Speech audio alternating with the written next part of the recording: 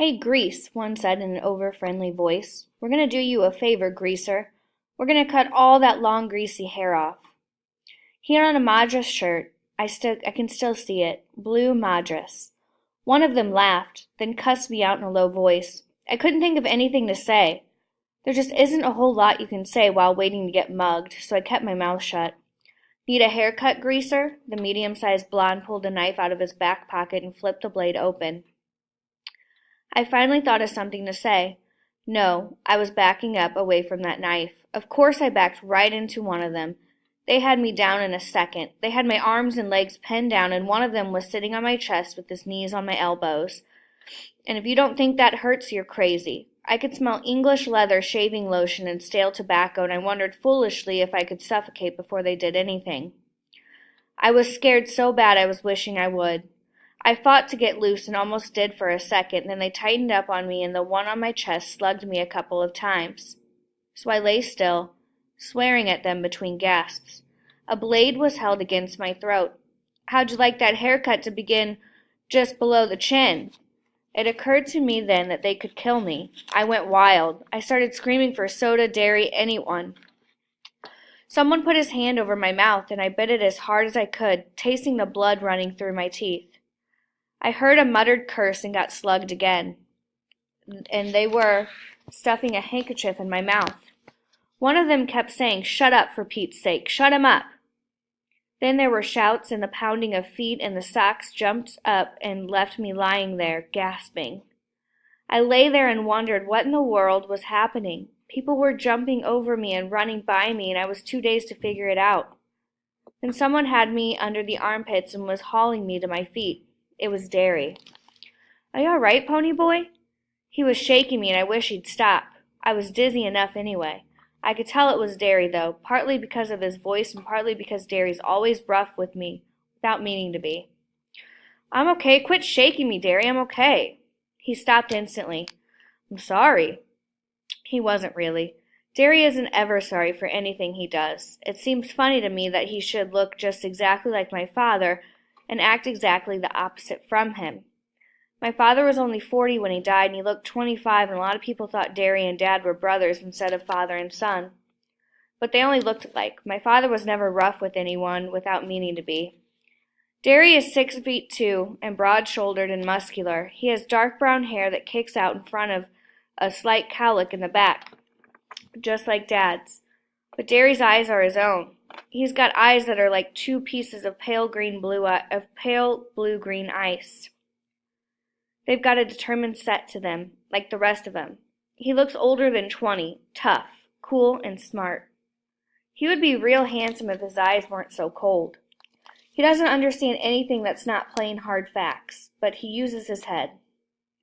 I sat down again, rubbing my cheek where I'd been slugged the most. Derry jammed his fist in his pockets. "They didn't hurt you too bad, did they?"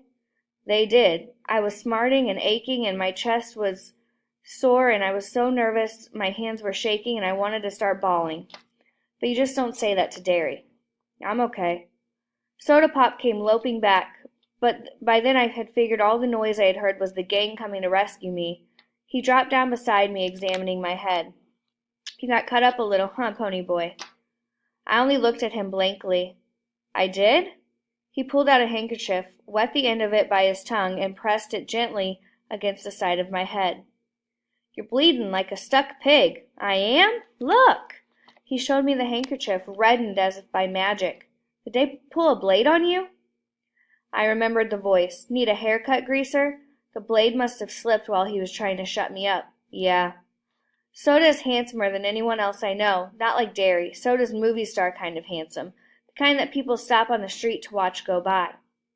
He's not as tall as Derry and is a little slimmer, but he has a finely drawn, sensitive face that somehow manages to be reckless and thoughtful at the same time.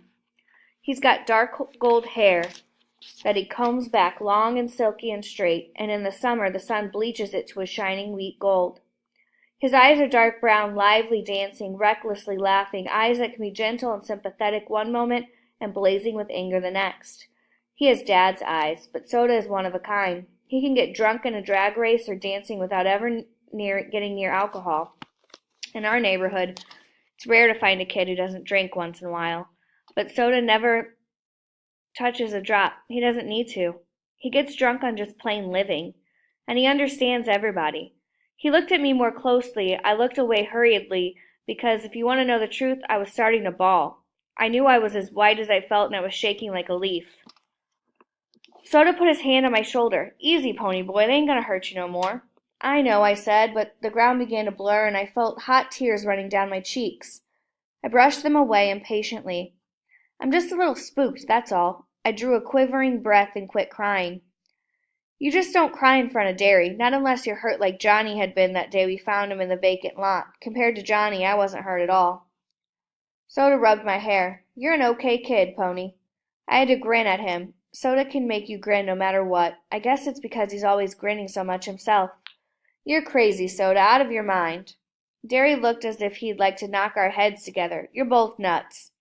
Soda merely cocked one eyebrow, a trick he'd picked up from Two-Bit. It seems to run in this family. Derry stared at him for a second, then cracked a grin. Soda Pop isn't afraid of him like everyone else and enjoys teasing him. I'd just as soon tease a full-grown grizzly, but for some reason Derry seems to like to be teased by Soda. Our gang had chased the Socs to their car and heaved rocks at them. They came running toward us now, 4 lean, hard guys. They were all as tough as nails and looked it. I had grown up with them, and they had accepted me, even though I was younger, because I was Derry and Soda's kid brother, and I kept my mouth shut good. Steve Randall was 17, tall and lean, with thick, greasy hair he kept combed in complicated swirls. He was cocky, smart, and Soda's best buddy since grade school. Steve's specialty was cars. He could lift a hubcap quicker and more quietly than anyone in the neighborhood, but he also knew cars upside down and backward, and he could drive anything on wheels. He and Soda worked at the same gas station, Steve part-time and Soda full-time, and their station got more customers than any other in town. Whether that was because Steve was so good with cars or because Soda attracted girls like honey draws flies, I couldn't tell you. I liked Steve only because he was Soda's best friend. He didn't like me. He thought I was a tag-along and a kid. Soda always took me with them when they went places if they weren't taking girls, and that bugged Steve. Wasn't my fault. Soda always asked me. I didn't ask him. Soda doesn't think I'm a kid. Two-Bit Matthews was the oldest of the gang and the wisecracker of the bunch. He was about 6 feet tall, stocky in build, and very proud of his long, rusty-colored sideburns.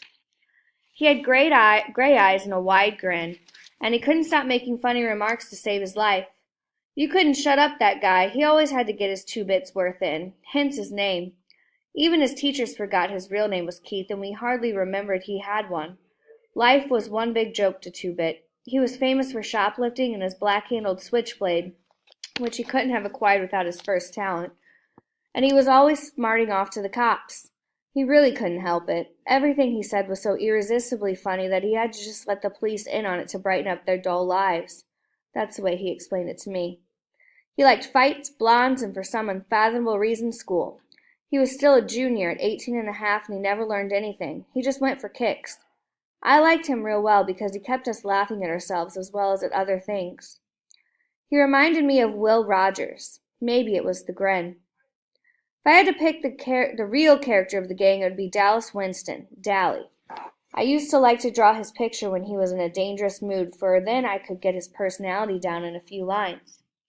He had an elfish face with high cheekbones and pointed chin, small, sharp animal teeth, and ears like a lynx. His hair was almost white, it was so blonde, and he didn't like haircuts or hair oil either, so it fell over his forehead and wisped and kicked out in the back in tufts and curled behind his ears along the nape of his neck. His eyes were blue, blazing ice cold and with hatred of the whole world. Dally had spent 3 years on the wild side of New York and had been arrested at the age of 10. He was tougher than the rest of us, tougher, colder, and meaner. The shade of difference that separates a greaser from the hood wasn't present in Dally. He was as wild as the boys in the downtown outfits, like Tim Shepard's gang. In New York, Dally blew off steam in gang fights, but here, organized gangs are rarities. There are just small bunches of friends who stick together, and the warfare between the social classes. A rumble, when it's called, is usually born of a grudge fight, and the opponents just happen to bring their friends along. Oh, there are a few named gangs around, like the River Kings and the Tiber Street Tigers, but here in the Southwest there's no gang rivalry. So Dally, even though he could get into a good fight sometimes, had no specific thing to hate, no rival gang, only Socs. And you can't win against them no matter how hard you try because they've got all the breaks and even whipping them isn't going to change that fact. Maybe that's why Dallas was so bitter. He had quite a reputation. They had a file on him down at the police station. He had been arrested, he got drunk, he rode in rodeos, lied, cheated, stole, rolled drunks, jumped small kids. He did everything. I didn't like him, but he was smart and you had to respect him. Johnny Cade was last and least. You can picture a little dark puppy that has been kicked too many times and is lost in a crowd of strangers. You'll have Johnny. He was the youngest, next to me, smaller than the rest with a slight build. He had big black eyes and a dark tanned face. His hair was jet black and heavily greased and combed to the side, but it was so long that it fell shaggy bangs across his forehead. He had a nervous, suspicious look in his eyes, and that beating he got from the Socs didn't help his matters. He was the gang's pet, everyone's kid brother. His father was always beating him up, and his mother ignored him except when she was hacked off at something, and then you could hear her yelling at him clear down at our house. I think he hated that worse than getting whipped. He would have run 1,000,000 times if we hadn't been there. If it hadn't been for the gang, Johnny would never have known what love and affection are. I wiped my eyes hurriedly. Did you catch him? Nope, they got away this time. The dirty two-bit went on cheerfully, calling the Socs every name he could think of or make up. The kid's okay? I'm okay. I tried to think of something to say. I'm usually pretty quiet around people, even the gang. I changed the subject. I didn't know you were out of the cooler yet, Dally. Good behavior, got off early. Dallas lit a cigarette and handed it to Johnny. Everyone sat down to have a smoke and relax. A smoke always lessens the tension. I had quit trembling and my color was back. The cigarette was calming me down. Two-Bit cocked an eyebrow. Nice looking bruise you got there, kid. I touched my cheek gingerly. Really? Two-Bit nodded sagely. Nice cut, too. Makes you look tough. Tough and tough are two different words. Tough is the same as rough. Tough means cool, sharp, like tough-looking Mustang or tough record. In our neighborhood, both are compliments. All right, I would like you to continue with your reading guide and finish reading chapter 1, which is page 13 to 18, on your own silently.